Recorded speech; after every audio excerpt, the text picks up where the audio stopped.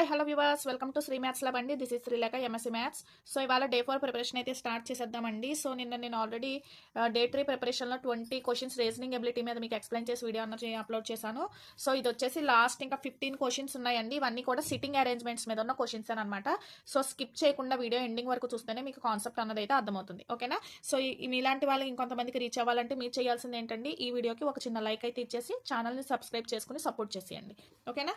So ఇప్పుడు sitting arrangements మీద question, వీటికి క్లూస్ కూడా నేను మీకు ఇస్తాను. సో ఫస్ట్ ఈ సిట్టింగ్ అరేంజ్మెంట్ ఎలా చేయాలన్నది ఫస్ట్ వినేయండి. సో ఆ సిట్టింగ్ అరేంజ్మెంట్ మనకి ఇచ్చిన స్టేట్మెంట్ ప్రకారం మనం క్లూస్ ప్రకారం మనం సిట్టింగ్ అరేంజ్మెంట్ చేసేసుకుంటే సో దాని మీద ఉన్న క్వశ్చన్స్ అన్ని కూడా మనం ఈజీగా సాల్వ్ చేయగలం అనమాట. సో ఇక్కడ చూడండి, ఇక్కడ ఒక డైరెక్షన్ ఇచ్చాడు కదా. సో 86 నుంచి 90 క్వశ్చన్స్ ఇక్కడ మనకి కొన్ని క్లూస్ ఇచ్చాడండి. ఓకేనా? సో ఈ క్లూస్ యూజ్ చేసుకుని మనం వీటిని సిట్టింగ్ అరేంజ్మెంట్ అన్నది మనం ఎలా వస్తుంది ఏంటన్నది చూద్దాం. సో 1 by 1 నేను చెప్తాను. సో జాగ్రత్తగా అయితే వినండి. డౌట్స్ ఎవరికన్నా ఏమన్నా ఉంటే కామెంట్ సెక్షన్లో అయితే కామెంట్ చేసేయండి. సో ఇప్పుడు ఈ క్వశ్చన్ నెంబర్ 1 ఇది చూడండి, 86 నుంచి ఇది. సో ఇక్కడ 7 ఫ్రెండ్స్ ఉన్నారంటండి. ఇవి వచ్చేసి నేమ్స్ అండ్ 7 డిఫరెంట్ కంట్రీస్ వెళ్తున్నారు వీళ్ళు. సో వాళ్ళు వెళ్ళిన కంట్రీస్ నేమ్స్ ఇచ్చారండి. Japan, Germany, China, India, Nepal, Australia and Malaysia ఇలా ఇచ్చాడు. And not necessarily in the same ఆర్డర్లో అయితే లేవు. And starting from Monday to Saturday of the same week. So ఇవైతే మనకి బాగానే ఇచ్చాడు. సో మనం దానికి సంబంధించిన క్లూస్ కూడా ఇక్కడ మనకి ఇస్తున్నాడండి. సో ఆ క్లూస్ ని యూజ్ చేసుకుని మనం ఇక్కడ సిట్టింగ్ అరేంజ్మెంట్ అన్నది చేసుకోవాలన్నమాట. ఓకేనా? సో జాగ్రత్తగా చూడండి, ఏది ఎలా వస్తుంది ఏంటన్నది మీకు 1 by 1 క్లియర్ గా ఎక్స్ప్లెయిన్ చేస్తాను. సో ఫస్ట్ డేస్ అన్నది నేను డేస్ ఆఫ్ ద వీక్ మామూలుగా మండే నుంచి సండే వరకు వేసేసుకున్నాను. సో కంట్రీస్ ఎలా వస్తాయి, ఫ్రెండ్స్ ఎలా వస్తాయి అన్నది చూద్దాం. సో ఫస్ట్ ఏంటండి, R visits on Thursday. So R అన్నది థర్స్డే విజిట్ కాబట్టి సో క్లియర్ గా థర్స్డే రాసేసుకున్నాము. So next, only 2 people visits between R and the one who visits Germany. So జర్మనీకి అండ్ ఆర్కి మధ్య 2 peoples అన్నది ఉన్నారండి. అంటే జర్మనీ అన్నది సో 2 people ఐదర్ పైన మనకి ఇక్కడన్నా ఉండాలి, లేదా సెకండ్ లాస్ట్ 2 days తర్వాత 2 people ఉన్నారు కాబట్టి మనకి లాస్ట్లో సండే కన్నా వెళ్ళాలి, లేదా దీనికన్నా వెళ్ళాలండి. సో నేను సపోజ్ కేస్ 1లో మనం జర్మనీ అప్లో తీసుకుంటున్నాను. సో ఇక్కడ ఒకటి ఉంది అని చెప్పి అనుకుందాం. So only 4 people visit between the one who visit the Germany and V. So వీకి అండ్ జర్మనీకి 4 ఉన్నారు. 4 డిఫరెన్స్ లో మనం వి అన్నది ప్లేస్ చేసుకుంటాం అనమాట. సో ఇక్కడికి వి అన్న లెటర్ కూడా మనకి వచ్చేసింది. ఓకేనా? సో అలాగే the one who visit Malaysia visit immediately before V. So Malaysia అన్నది చూడండి, the one who visit Malaysia visit immediately before V కన్నా బిఫోర్. ఓకేనండి? సో మలేషియా విజిట్ చేసినట్టు. సో అది మలేషియా ప్లేస్ లో మనం రాసేసుకుంటున్నాం. ఓకేనండి? సో నెక్స్ట్ చూడండి, who is Malaysia and P కూడా ఉందండి. సారీ. ఓకేనా? సో ఇక్కడ పీకి దీనికి డిఫరెన్స్ కూడా చూసుకోవాలి మీరు. ఓకేనా? So next, only 2 people visit between the one who visit Malaysia and P. So ఇది బిఫోర్గా ఇది రాసేసుకున్నాం కదా. మలేషియాకి పీకి మధ్యన ఉన్న 2 peoples విజిట్ చేశారంట. సో ఆ 2 peoples డిఫరెన్స్ లో మనం పి అన్నది ప్లేస్ చేసుకున్నాం. దాని ఆర్డర్ అన్నది వచ్చింది ఇక్కడ. ఓకేనా? Next, S visits on one of the day after one who visit Malaysia. So చూడండి, ఎస్ అన్నది మలేషియా డే ఆఫ్టర్ టుమారో అంటే చూడండి, సో సెకండ్ లాస్ట్ వన్ అన్నది ఎస్ అవుతుంది అనమాట. ఓకేనా? So one who visits Japan. Next ఏంటంటే, U does not visit Malaysia. U అన్నదైతే మలేషియాని విజిట్ చేయలేదంట. And only 3 people visit between the one who visit Japan and the one who visits Nepal అన్నాడు. ఓకేనా? సో 3 people దేనికినండి, నేపాల్కి జపాన్కి మధ్య మనకి 3 peoples అన్నది ఉన్నాయని అనుకోండి. నేపాల్కి జపాన్కి మనకి మధ్యలో 3 peoples అన్నవి ఉన్నారు. ఓకేనా? సో అది రాసుకున్నారు. So next, the one who visit Australia visit immediately before one he visit the China. So చైనాకి ఇమీడియట్గా మనకి visits immediately before one who visits China. ఓకేనా? సో ఇక్కడ చైనా, ఇక్కడేమో ఆస్ట్రేలియా అవుతుంది అనమాట. సో ఇదొకటి రాసుకున్నారు. అండ్ క్యూ అన్నది does not visit Monday. So Q అన్నది అయితే మండే అయితే విజిట్ అవ్వట్లేదు. సో రిమైనింగ్ టీ వాల్యూ దానికి రాసేసుకుంటారు అనమాట. సో ఇలాగా ఈ డేటాని యూజ్ చేసుకుని మనం ఈ సిట్టింగ్ అరేంజ్మెంట్ అన్నది చేసుకుంటాం. ఓకేనా? సో అలా చేసుకున్న తర్వాత ఇక్కడ మనకి కొన్ని క్వశ్చన్స్ అడుగుతాడండి. సో ఆ క్వశ్చన్స్ మీద ఆన్సర్స్ అన్నది మీకు క్లూస్ నేను ఇస్తున్నాను. చూడండి, సిట్టింగ్ అరేంజ్మెంట్ అయితే ఫైనల్గా అది మీరు మళ్ళీ ఒకసారి జాగ్రత్తగా చదివి చూడండి. సో ఓవరాల్గా ఇది sitting arrangement according to the data. ఓకేనా?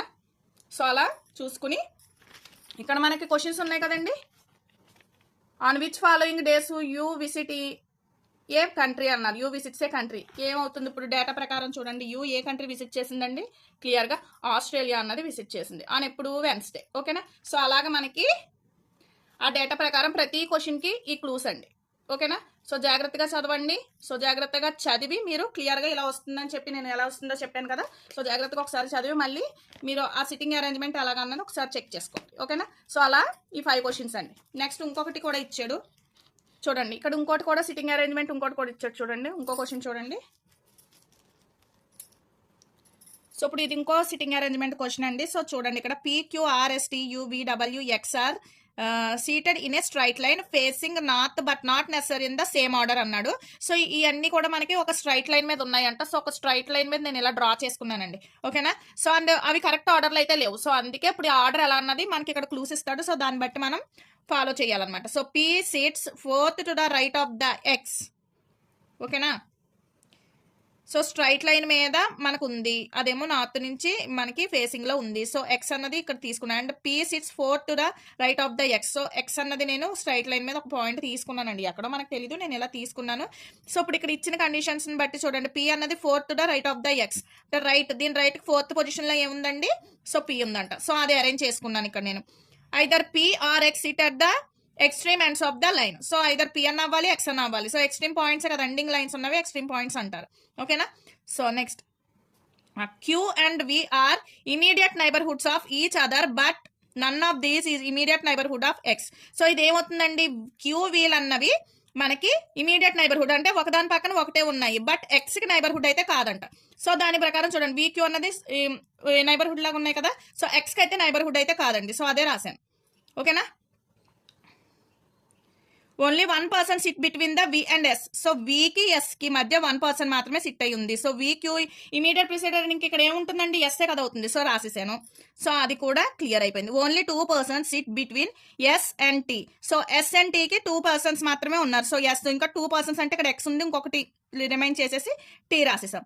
The sitting arrangement is such that W never sits at any of the position towards the left of Q. So left of Q కి దేనికి కూడా మనకి ఇక్కడ W అన్నది లేదంట. అంటే ఇప్పుడు లెఫ్ట్ లేదు కాబట్టి ఇంక ఎక్కడ ఉంటుందండి, రైట్ లో ఉంటుంది. సో ఇక్కడ ప్లేస్ అయింది W అన్నది.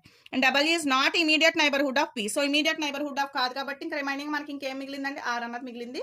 సో ఆ లెటర్ అక్కడ ప్లేస్ అయింది అనమాట. సో అలా దీని సిట్టింగ్ అరేంజ్మెంట్ అన్నది చేసుకున్నాం. సో వీటి మీద క్వశ్చన్స్ అన్నవి ఇవ్వండి. ఓకేనా? సో వీటి మీద క్వశ్చన్స్ ఇవన్నమాట. 91 నుంచి 95 వరకు ఇక్కడ క్వశ్చన్స్ అన్నది ఇవ్వడం జరిగింది. సో దానికి సంబంధించిన క్లూస్ మీకు ఇప్పుడు చూపిస్తున్నాను చూడండి. సో సిట్టింగ్ అరేంజ్మెంట్ చేశారు కదా, సో సిట్టింగ్ అరేంజ్మెంట్ అయిపోయిన తర్వాత సో వాటికి సంబంధించిన క్వశ్చన్స్కి క్లూస్ విత్ ఆన్సర్స్ అనమాట. సో ఇవి జాగ్రత్తగా మీరు ఒకసారి చెక్ చేసుకోండి. ఓకేనా? సో నెక్స్ట్ క్వశ్చన్ కూడా సిట్టింగ్ అరేంజ్మెంట్స్ ఏనండి. సో అది కూడా ఎలాగో ఏంటి అన్నది ఒకసారి చూద్దాం. సో మీకు ఇందులో ఏంటంటే సిట్టింగ్ అరేంజ్మెంట్ చేయడం మీరు వేసేసుకుంటే కనుక క్లియర్గా మీకు అది ఈజీగా ఆ సిట్టింగ్ అరేంజ్మెంట్ బట్టి క్వశ్చన్స్ ఈజీగా మీరు ఫాలో అప్ చేసేయగలుగుతారు. సో అందుకే సిట్టింగ్ అరేంజ్మెంట్ చేయడం ఎలా అన్నది నేర్చుకుంటే ఈజీగా మీరు చేయొచ్చండి. ఓకేనా? సో నెక్స్ట్ చూడండి. సో నెక్స్ట్ సిట్టింగ్ అరేంజ్మెంట్ చూద్దాం.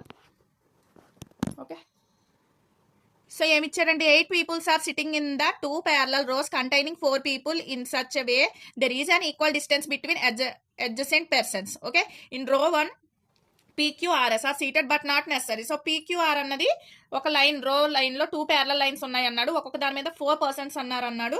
అండ్ నాట్ నెసరీగా కరెక్ట్ ఆర్డర్లో అయితే లేరండి. దీనికేమో PQR అన్నాడు. అండ్ రో 2కి వచ్చేసరికి ఎవరున్నారండి, ఇన్ రో 2 ABCD అన్నది sitting but not necessary in the same order. So ఒకటేమో ఫేస్ నార్త్, ఒకటేమో ఫేస్ సౌత్ ఫేసింగ్ లో కూర్చుని ఉన్నారండి రో 1 రో 2. సో వాళ్ళు ఎలా సిట్ అయ్యి ఉన్నారు ఏంటన్నది ఇక్కడ చూద్దాం మనం.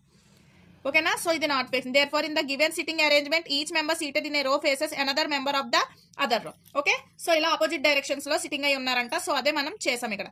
So R seat second to the right of P. ఓకేనా? సో ఆర్ అన్నది second person right to P కి రైట్ లో సెకండ్ పర్సన్. ఓకేనా? సో వచ్చింది. అండ్ P నెక్స్ట్ చూడండి, A is an immediate neighbourhood of the person who faces R. So R కి ఏదైతే face అయి ఉందో, ఓకేనా, R కి ఏదైతే ఫేస్ అయి ఉందో దాని నైబర్హుడ్, ఇమీడియట్ నైబర్హుడ్ అంటే ఏమవుతుందండి, దాని పక్కద అనమాట. సో అది A అవుతుంది. సో అది రాసాం. ఓకేనా? హూ ఫేసెస్ R, దీనికి C అవుతుంది. దీని ఇమీడియట్ నైబర్హుడ్ ఏమవుతుందండి, A. So only 1 person SIT between B and C. B కి C కి మధ్య ఓన్లీ 1 పర్సనే మనకి ఉందంట. And C does not face P. And C అన్నది C does not face P. P అన్నది ఫేసింగ్ లో అయితే లేదు. So C does not SIT any of the extreme ends. So extreme ends ending పాయింట్లు కూడా కాదంటండి ఆఫ్ ద లైన్ కి. So దాన్ని బట్టి రిమైనింగ్ వాటిని ఇంకా మనం ఏమున్నాయి అన్నది ఈ వాల్యూస్ తెలిసిపోయాయి కదా, ఇంకా రిమైనింగ్ ఏమున్నాయి, ఎండింగ్ పాయింట్ కాదు. సో ఎండింగ్ కాదు కాబట్టి మనకి ఇక్కడ వచ్చింది, ఇంకా రిమైనింగ్ బి అన్నది ఇక్కడ ప్లేస్ చేసేసాం. ఓకేనా? సో అలాగా దీని సిట్టింగ్ అరేంజ్మెంట్ అన్నది చేసుకున్నాం. చేసుకున్న తర్వాత ఇక్కడ క్వశ్చన్స్ అడిగాడు మళ్ళీ. ఓకేనా? సో ఆ సిట్టింగ్ అరేంజ్మెంట్ని బట్టి మనం క్వశ్చన్స్ అన్నవి చదివి మన ఆన్సర్స్ అన్నవి పెట్టాల్సి వస్తుంది. సో దీంతో మీకు 100 క్వశ్చన్స్ అన్నది కంప్లీట్ అయ్యిందండి. సో దీని మీద క్లూస్ చూడండి, లాస్ట్ క్వశ్చన్ క్లూస్ కూడా చూసుకోండి. ఇదిగోండి, ఇది సిట్టింగ్ అరేంజ్మెంట్. ఓకేనా?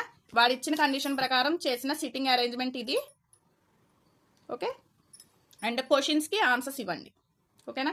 సో ఇవి ఆప్షన్స్, ఇవి క్లూస్. క్లియర్గా మనకి ఈ సిట్టింగ్ అరేంజ్మెంట్ వచ్చేస్తే ఆన్సర్స్ క్లియర్గా మీరు వచ్చేస్తుంది అనమాట.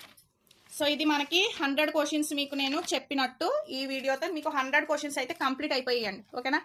కంప్లీట్గా మనం కంప్లీట్ చేసేసుకున్నాం. 100 క్వశ్చన్స్ కంప్లీట్ అయిపోయింది. సో నెక్స్ట్ సెట్తో నేను మీ ముందుకు వస్తూనే ఉంటాను. దానికి మీరు చేయాల్సింది ఏంటండి, ఒక మంచి సపోర్ట్ అయితే ఇవ్వాలి అనుకున్న వాళ్ళు ప్రతి ఒక్కరు కూడా ఛానల్ అయితే సబ్స్క్రైబ్ చేసుకోండి. అలాగే మీ ఫ్రెండ్స్కి రిలేటివ్స్కి మ్యాక్సిమం షేర్ చేయడానికి ట్రై చేయండి. Thanks for watching this video.